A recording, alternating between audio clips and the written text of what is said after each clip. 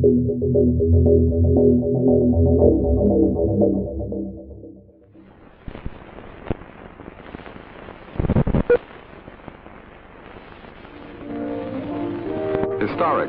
the American military has been one of the most reactionary and racist of all federal institutions in the United States. For almost 2 years, Abraham Lincoln refused to accept black soldiers, claiming that the Civil War was a gentlemanly misunderstanding between white men. However, the war soon became a gentlemanly misunderstanding between white men involving black men. 38,000 black soldiers gave their lives for the American Union, suffering a mortality rate 40% higher than that of white troops.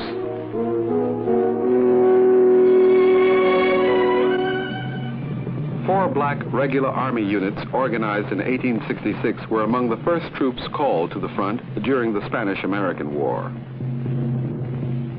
In World War I, 200,000 black troops went to France, along with secret orders to French leaders from the American commander, General John Pershing, warning them to avoid, quote, intimacy between French officers and black officers because the black man is regarded by white Americans as an inferior being.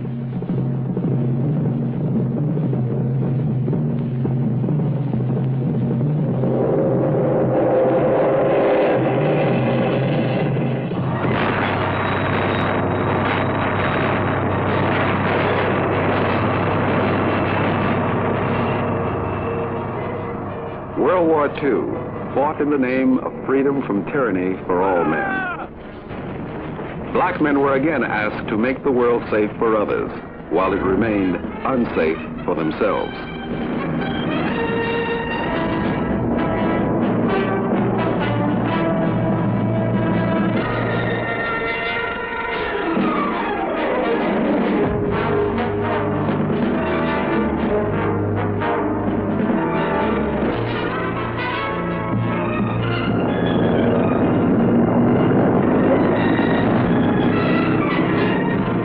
More than 1 million black men were inducted or drafted into the armed services. More than half of them served in Europe and the Pacific.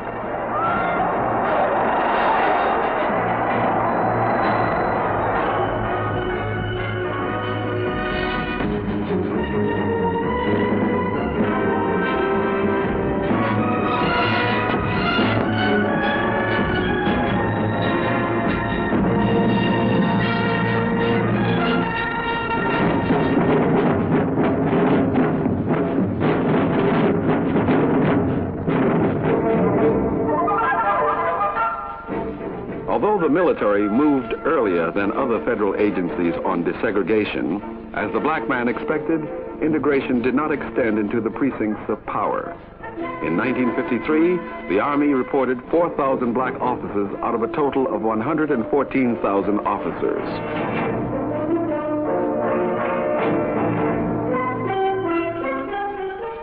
Today, the black man fights and dies in Vietnam. He questions whether the real war is in Vietnam or America, in Saigon or Harlem. He represents a new generation of black soldiers. His bag is black power, black pride, and black togetherness. I just don't like it, period. I never liked it the day I came here. If I had a choice between any military establishment now, I'd go to the Peace Corps. Most black men come up fighting. Brothers are fed up. My hair is kinky and my hair is natural. I want to wear it. I don't think I like it over here too much. I'm extremely happy and satisfied with the military career. I personally don't see where the Army really comes down on you any harder than civilians. I was over now, I think now in 26 months. I still fucking private for 26 months now. I'm fucking private over 2.5. In Southeast Asia, between 1966 and 1969, blacks accounted for more than 10% of military personnel.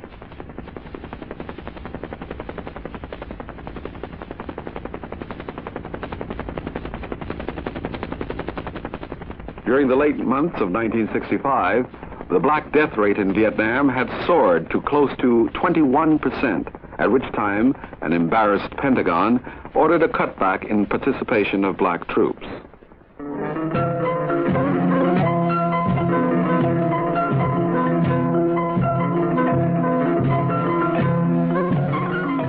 In Saigon, the women are beautiful, and the soldiers live the good life. Soft and high on the hog.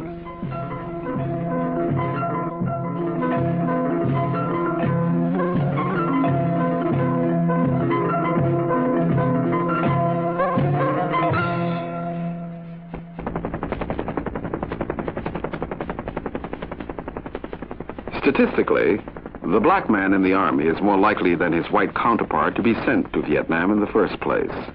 Once there, more likely to wind up in the frontline combat units, and thus, within the combat unit, is more likely than the white to be killed or wounded.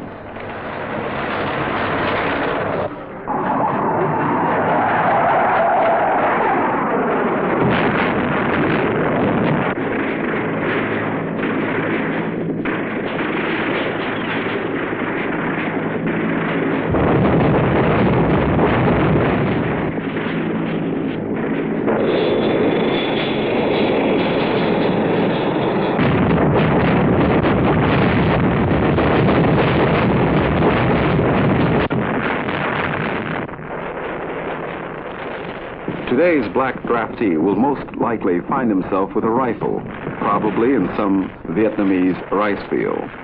Carrying a rifle in the infantry is just like pushing a broom in civilian life. The black man doesn't escape it in the infantry for the same reasons he doesn't escape it on the outside: inferior education and opportunities in a racist society.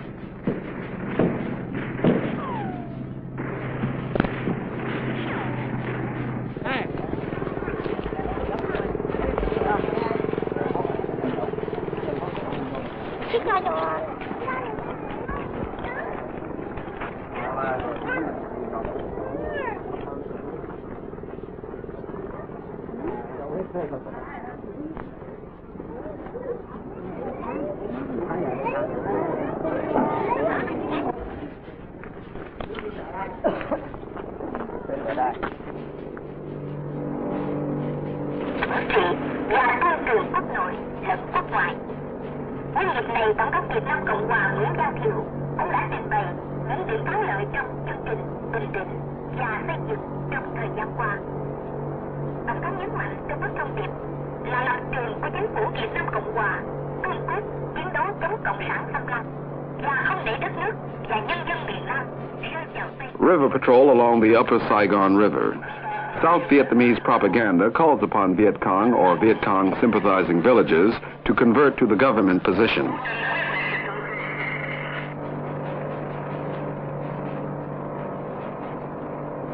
Trình tự túc tự cường là tạo thêm thế mạnh mẽ để gánh lấy trách nhiệm bảo vệ quê hương xứ sở trên mọi khía cạnh.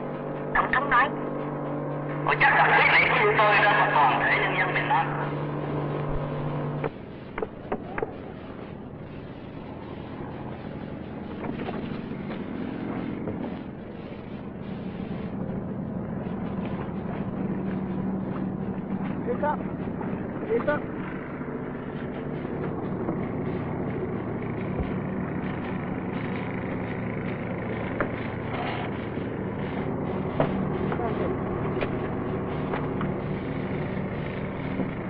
I don't like killing anybody, you know. In VC, I don't like killing them. But it's a job, you know. It's a matter of survival. Well, this way I feel it's just a job, you know. I'm in the Navy here. I've been here 6 years. I'll probably make a stay in the career. So, as far as my viewpoint, it's just doing my job, you know, as a Navy career man. I miss home. I want to go home as soon as I possibly can, you know. But it's just a job, though. It's part of being in the Navy. I feel the same way that Hayes feels, just another job, but I hope when I go back to the world that I don't have to face the same problem of fighting like it's happening now in the world. I'll probably go to school, go to college or something. This is section 593 is the #1 section in Vietnam as far as kills per boat. We have about, I think I average about 45 kills per boat. That's in a campaign of about 4.5 months up here. And it's the #1 section in Vietnam right now. check sand pans, and most of well, my main job is to keep these guns up. So we got your 50 caliber here, and you got your 60. You got the M16. I got two M16s. I got two 60 machine guns, and I got two M79s, and I got twin 50s forward. Our main strategy is mostly night ambush. We go into the bank of the river. We're trying to find a dark area, bush, tree, high tree line or something, where we can get into the shadow of it, you know, where they can't see us. And up here at nighttime it's pretty dark, you know. We have what you call a starlight, which helps see at nighttime, and we can sit there and watch them, watch them cross or watch them on the bank, and then we'll kill them, you know.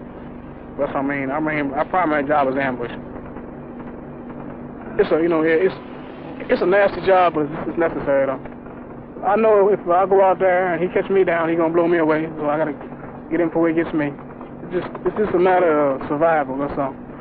So, you know, the best man wins, I guess. Or just being lucky. I've been very lucky so far, you know. Now in the Navy, as far as this is what all I know.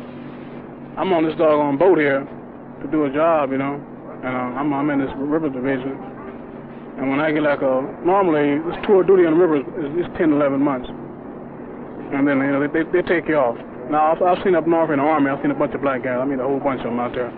I don't know why they're out there. I mean, I can go up there and see this. I say out about 40 men, half of them be black. I don't know why the Army does that. I don't think it's right, Jewel. I mean, you know, I don't think it's right at all. Okay, I'm in the military as a black man. Everybody knows that. They can look at me and see that. Okay. I carry myself as a black man, you know.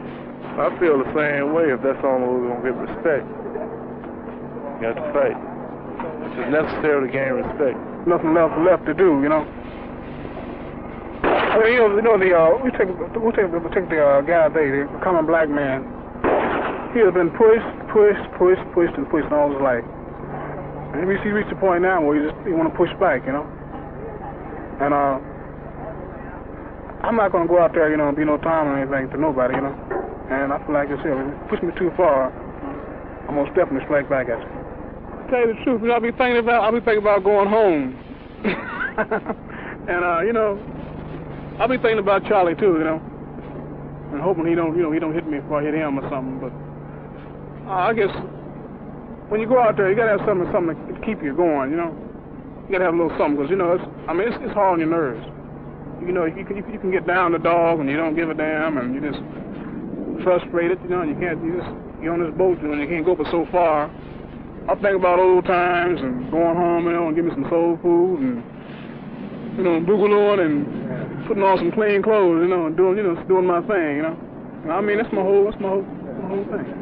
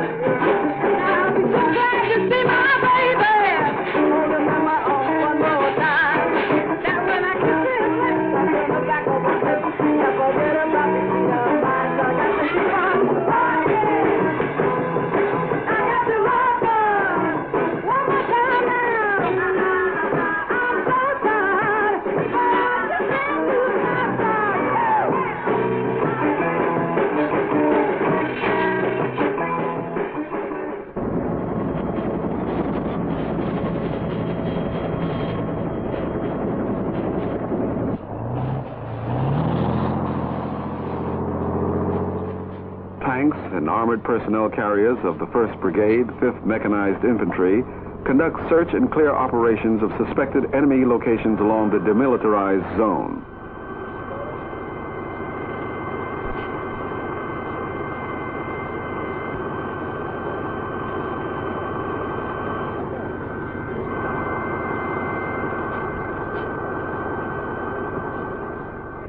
In the background is North Vietnam.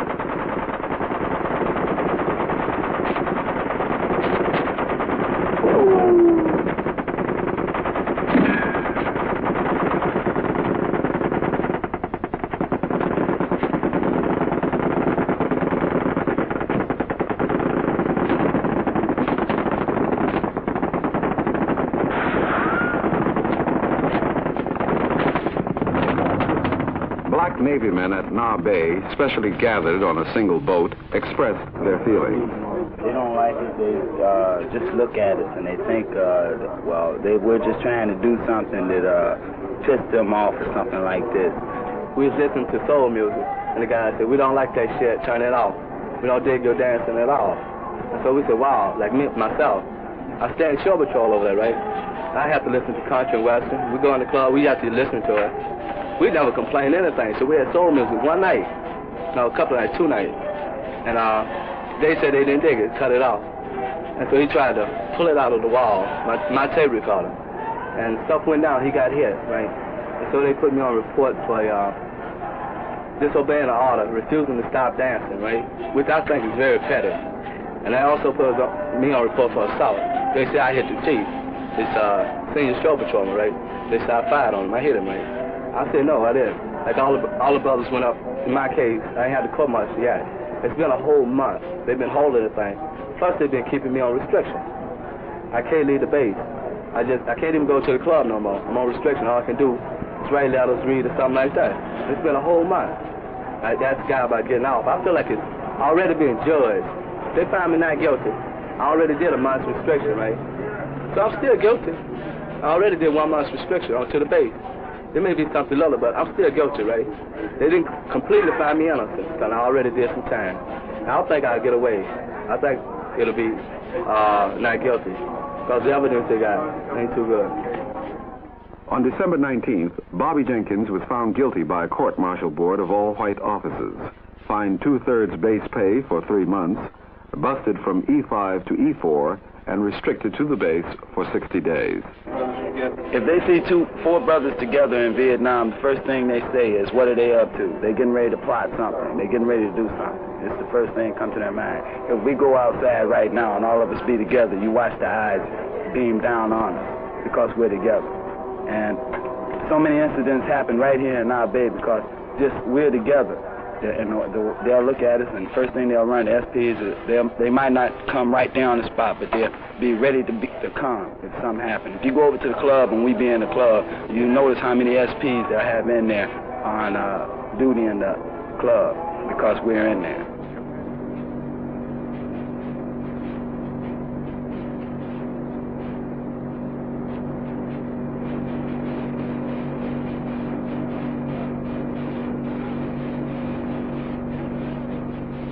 About 2 weeks ago, we had a meeting with the Assistant Secretary of Defense for Civil Rights from the Bureau in Washington, Navy Bureau in Washington.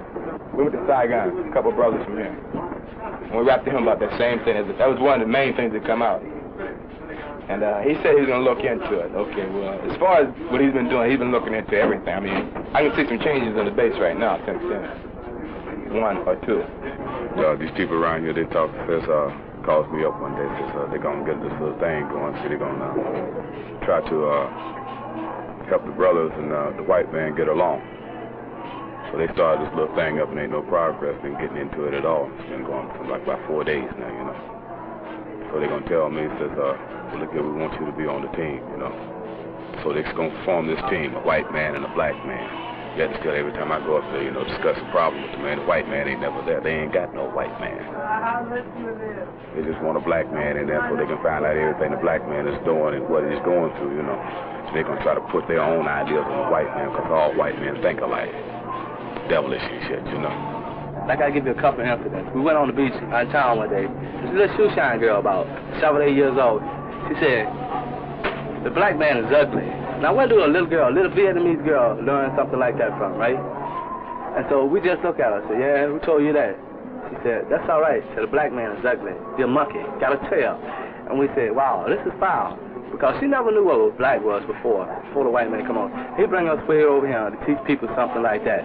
Plus, he want to pat us on the back and say, "I'm your brother." No, he can't do that. Like up in Saigon, there's some places you can't go up in Saigon. It's just like in Georgia, like, there's some places in Saigon you can't go. Yeah, you go up in Saigon down on Tudo Street and you walk in there, and you ain't welcome at all, and they'll let you know it.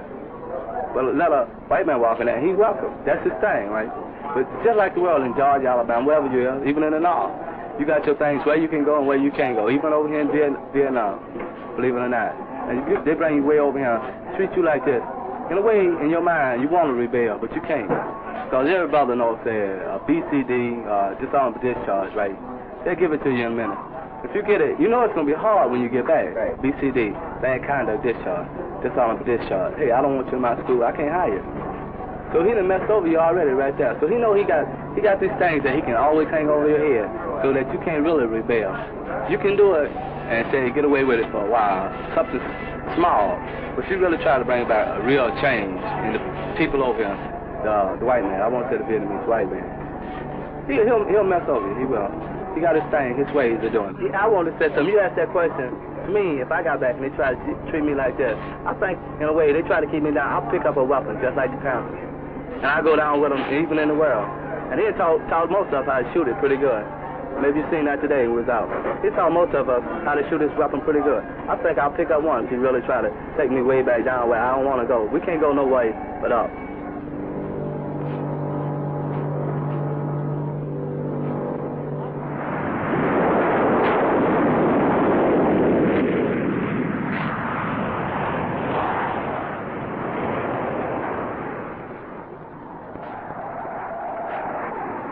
Now, while we're out there, delivering this stuff, if we have any hits, anybody has any damage to the aircraft in any way, then let's call off the mission and get out of there, and we'll try to get rid of the ordnance in a jettison area and bring it on back home. And the guy that has a hit, go ahead and call it out, or if you have any trouble, call it out, and we'll have the other aircraft join up and give you a look over to see if there's see what the extent of the damage to the aircraft is. But we definitely want to get out. The closest suitable landing field there today will be the home base.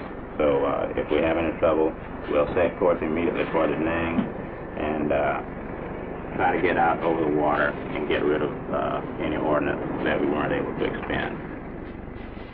If somebody has to punch out there, then let's get the SAR effort started right away. We'll come up on guard frequency and squawk emergency and call for King. And they'll come in with the SAR effort.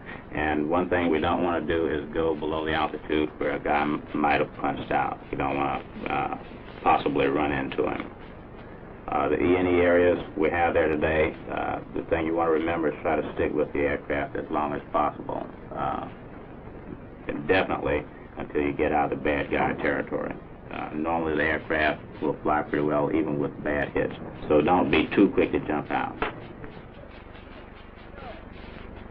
While I was in school, of course, we had ROTC, and I think that was my real first exposure to the military, and just kind of liked it, so I stayed with it.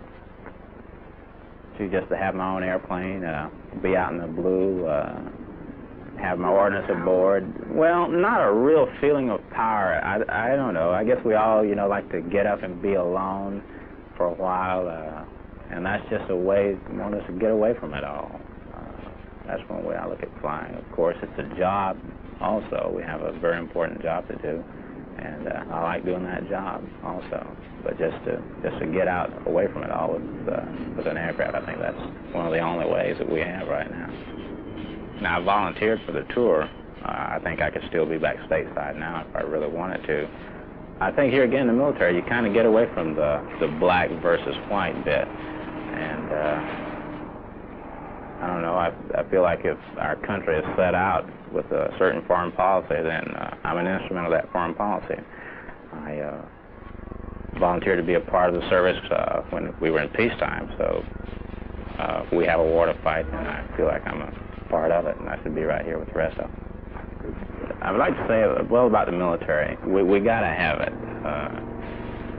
if for nothing else but for the defense of the United States. And I don't think that we could say, well, because I'm black and I'm mistreated quite a bit, or some of the times that I'm just not going to be a part of the defense of the United States. The full time I've been in service, I think I've only lived in the community once for about a 1-year period. The rest of the time has been living on the bases with the people that I work with. So you're pretty much out with it, except for what you hear in the news and read, and of course if you take special interest in it. The thing about the Air Force that I've seen is that there's no reference really to black youth as far as your movement is concerned. I haven't seen any that I know of. I get my performance ratings just like everybody else does, and these are submitted to a board, and when the board gets ready to review my records to see whether I'm promoted or advanced or not, then they have no references to whether I'm black or white, so I don't think it really matters there. The only thing that could possibly get you there would be your rating official, the guy that writes the report on you, and I haven't had any problems with any of that. I've been in the service 22 years, and I feel that if I were a Caucasian, that I would be a sergeant major right now. I'd hold the rank of sergeant major. I definitely feel that I have been held back because of the fact that I'm black.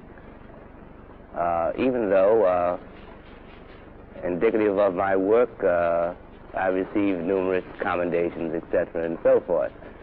But when I first came in the Army, you know, the Army was all black back in '47. At that time, we had 2 armies, black and white Army. And I've been in a position where the individuals have told me, the individuals in command have told me that because of the fact that somebody else is a little older than I am and he's retiring, although he couldn't do the job as well as I could do the job, that they felt that they would have the benefit of the promotion. Okay, fine, this is gone. And then I've been in a position where individuals have told me, I'm sorry, we don't have your rank and grade here for this particular job. But then the moment that I was ready to leave that particular unit on a PCS, I find out that 10 days prior to the time of my leaving, orders have been cut, but they haven't been issued to the individuals, and they have been already promoted. In coming up too, I've had, I think I've got about the same number of years that Dave has in. And it happened to me once the same way. Everybody else is advanced, and same thing. I've got numerous commendations saying, what a good job you've done. You're A number 1, we want you here. But in the meantime, the white GIs were just getting promoted with less qualification than I had.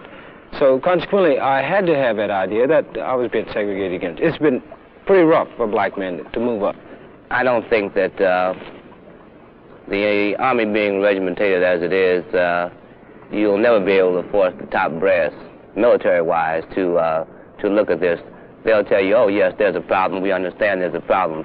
But it's not the big brass that's holding you back. It's the little subtle things that are done in the command that you're assigned to that the big brass is not even aware of. These things, you have somebody who, they'll hold you back, say, by, they'll keep a few things out of your records or so forth, something like this. Sometimes they hide things in your record when you go before a promotion board, something like this.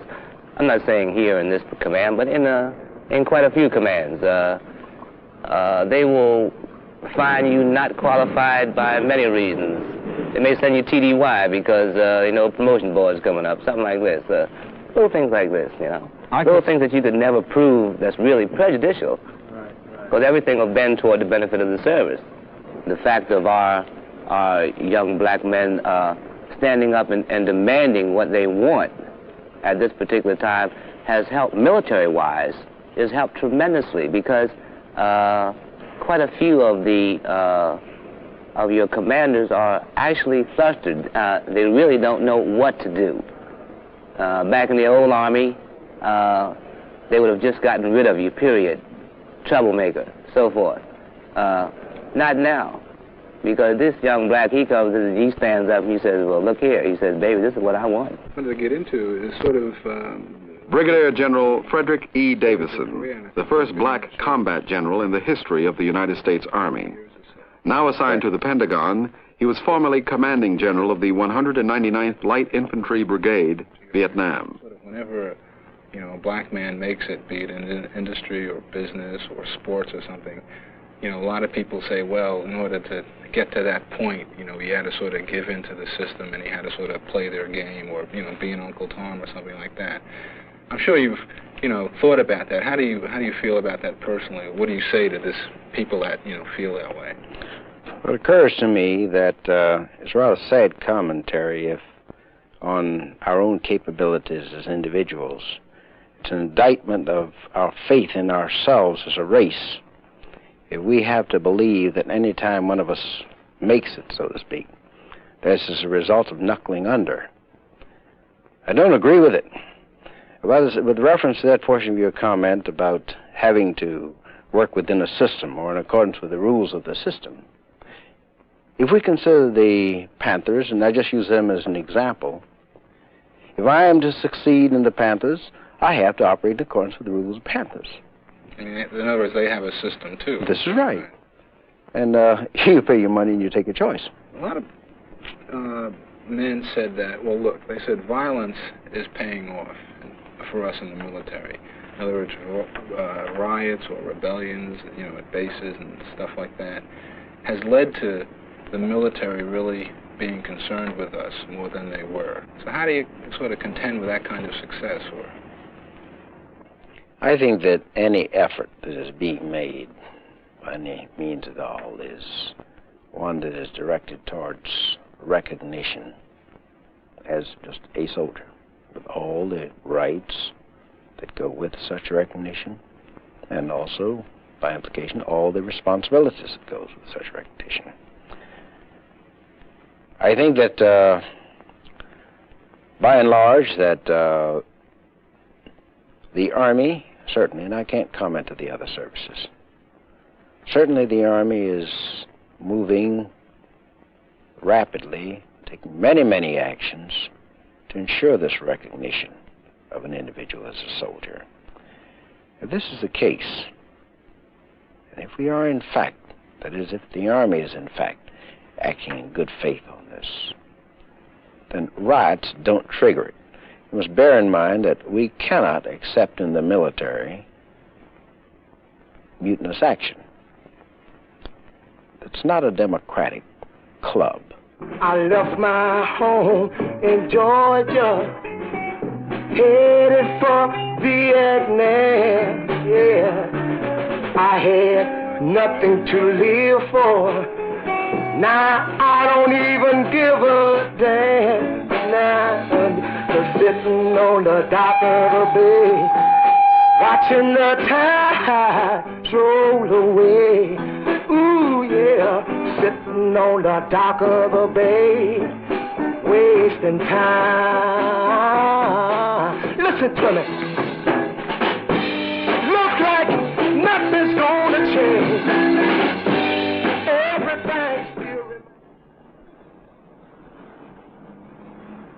The island of Okinawa, Pacific Forward Staging Base for Vietnam-bound men, equipment, and aircraft. Base for 55,000 American servicemen, 6,000 of them black. Beginning in 1965, 10,000 Marines have passed through Camp Hansen every month on their way to and from Vietnam.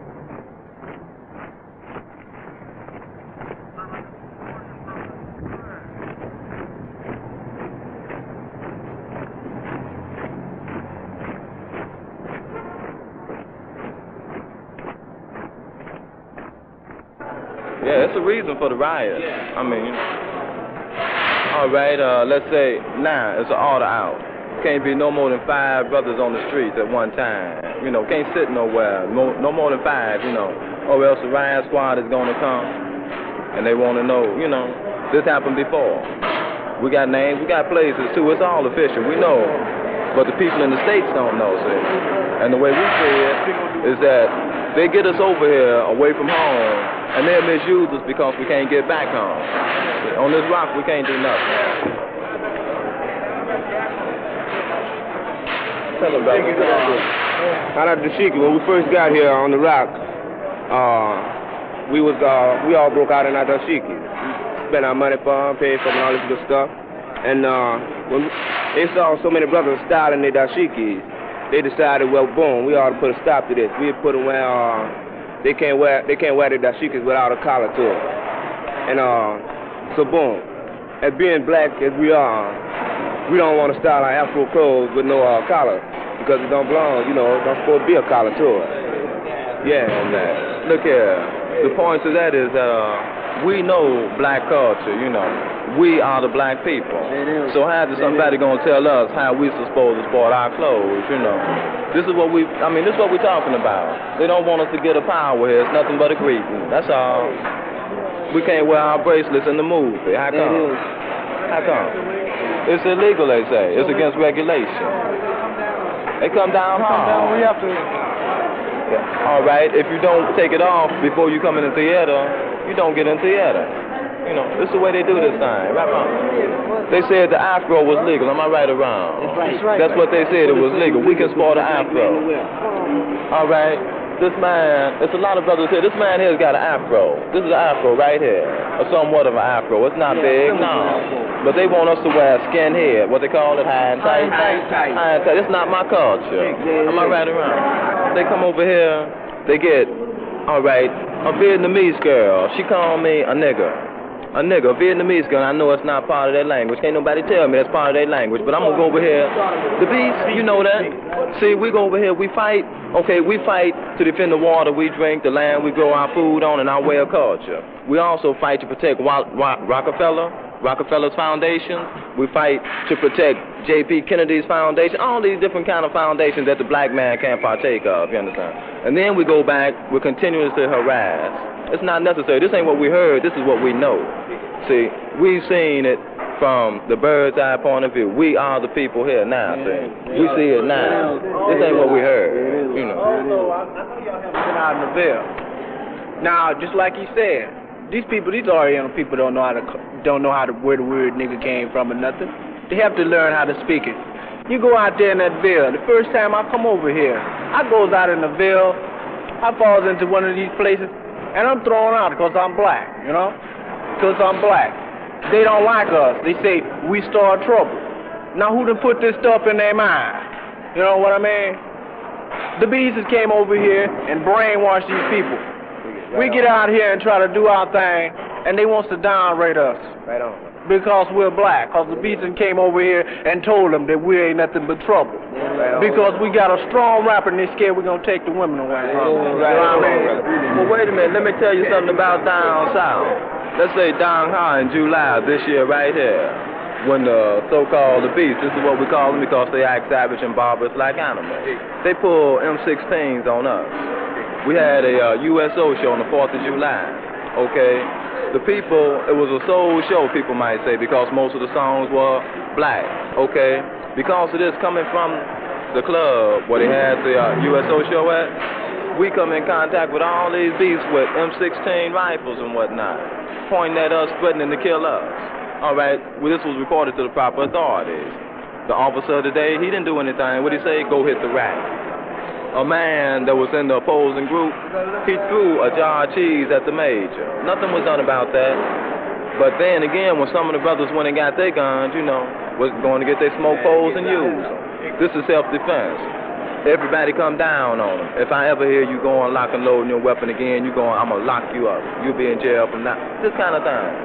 You know, some more brothers know some more incidents. We don't get a fair shake. All right, what I say now might even incriminate me because what they are here, what they'll recheck about what's been said on this program or whatever it is. You know, okay, it's all going to come back. It's all going to come back. All right, the brothers, if they resist, let's say I want everybody to have haircuts. This is what the CEO or somebody said. Saturday we will have haircuts. Come haircut time, if the brothers go out and line up their fro real nice, it's looking good, it's neat, and it's presentable. This is all that's necessary. But it's not by Marine Corps regulations, which when the regulations were written, we weren't in mind anyway. See, this is what we feel about it. They may be moving to get things together, but why should I wait for them to move to get something together for something that I should already rate? See, this is the way we feel about it. Well, we've been stripped of our cultures and heritage. Right. And they don't want us to pick it back up. See, they tell us for all these years. What we really belongs to us. Our cultures, our heritage, they don't want us to regain it. Look here, our brother don't worry. Because if one brother ain't got, then ain't none of the brothers got. Right. If one of them is got, then all of them is got. This way it's been and this way it's going to be. See? So if one of us ain't got freedom, ain't none of us got freedom. Kosa Four Corners, a 1 square mile section at the northern tip of Okinawa that is strictly a black thing.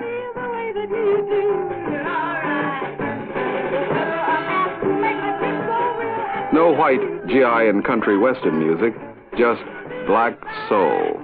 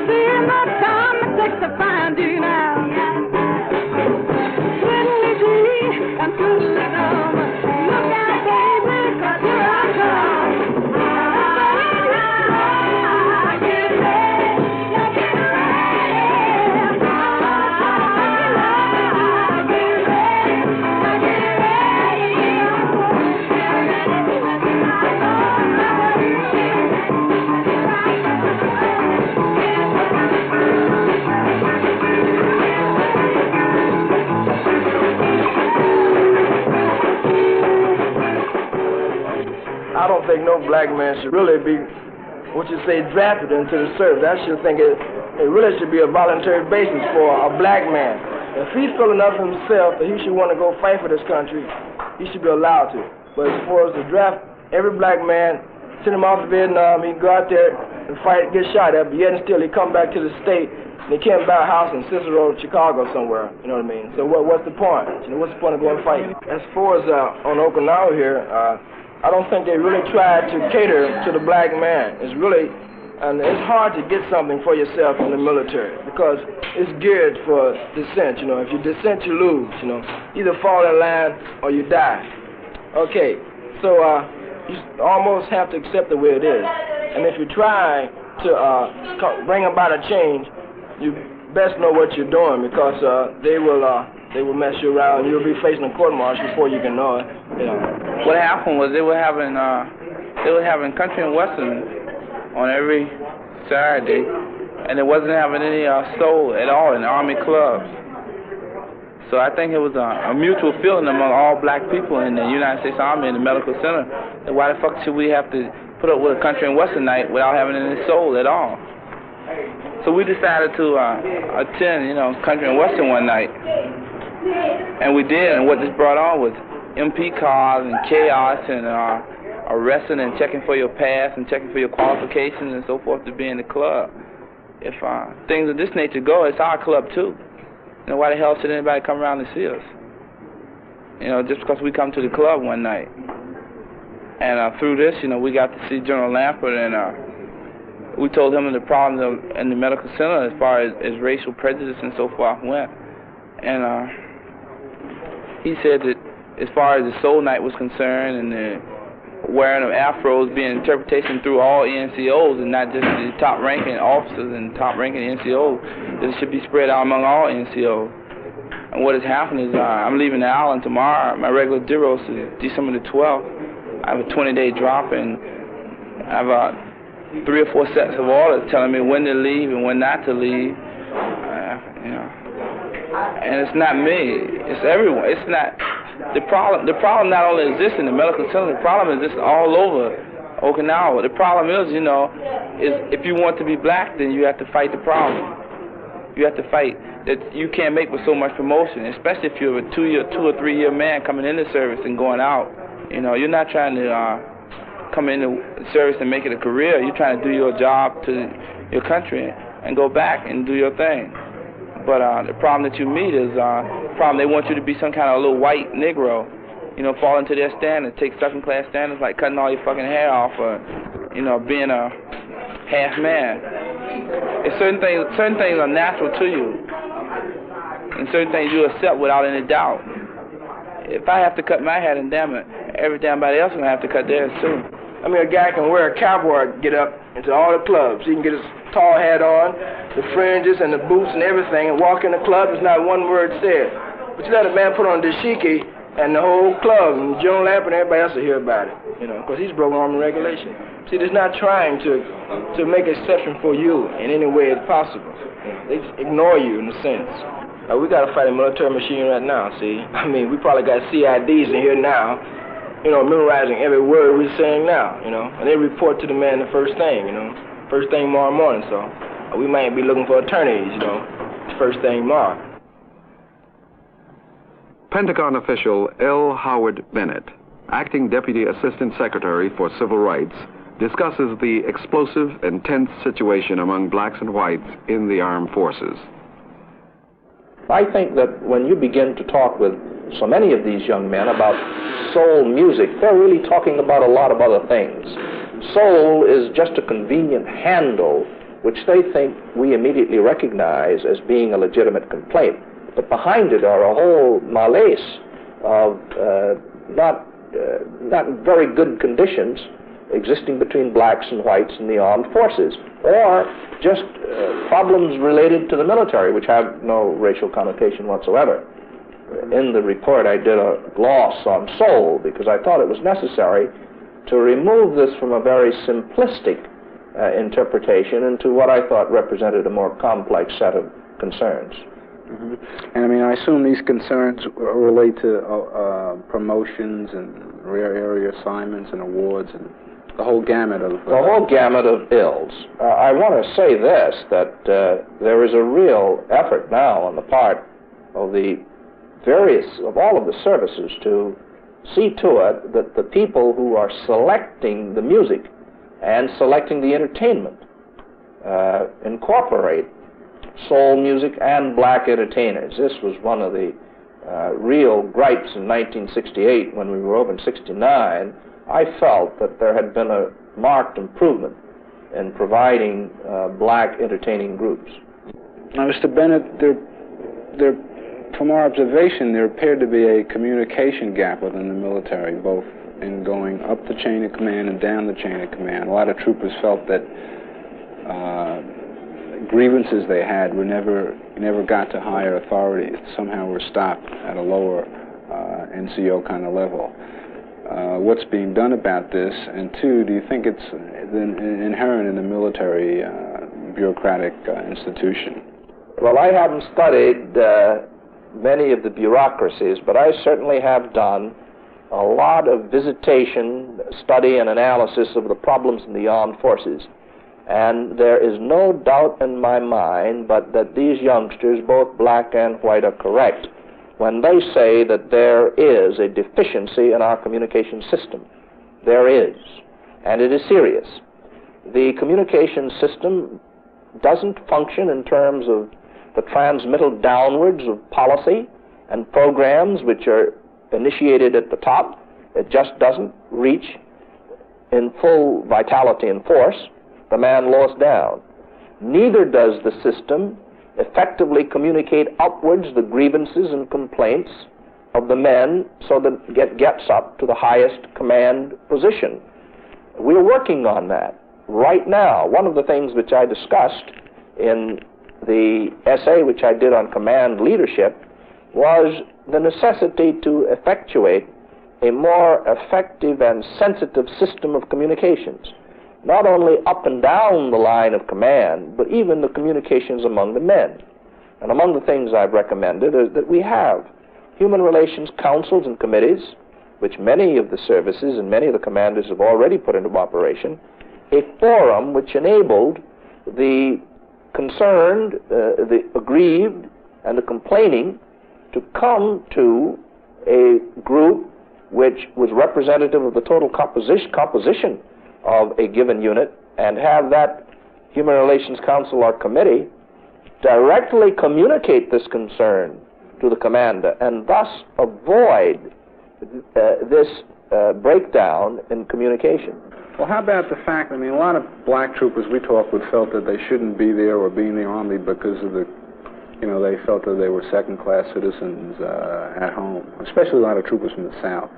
I mean, they felt that black people should not be drafted, you know, because of the conditions.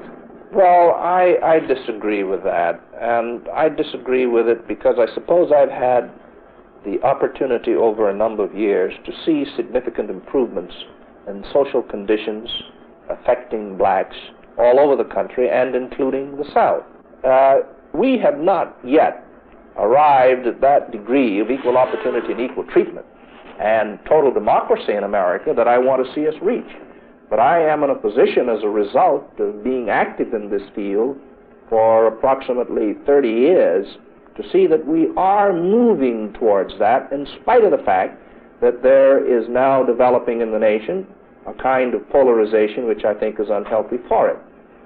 No doubt in my mind that every American citizen, black or white, has a right to support his country in time of crisis. And I'd like to say to the black military personnel as well as black civilians that our participation in protecting and securing this nation puts us in a much stronger position to demand every ounce and iota of democracy to which we are entitled. Yeah, I see, but what you're saying is that, you know, black men should give up their lives for something that they should already have, or they should have certainly by birth, or by just the very fact of being human beings. Well, I don't think I'm saying that, but I'm saying that among the things which you do to secure your rights is you give up your life. So, I mean, do you feel that the black man in combat is ready to, you know, trade his life for psychological manhood status and, you know, self-esteem? Everybody who fights for his country exposes himself to the hazard of bodily injury or death. And this is part of a citizenship responsibility.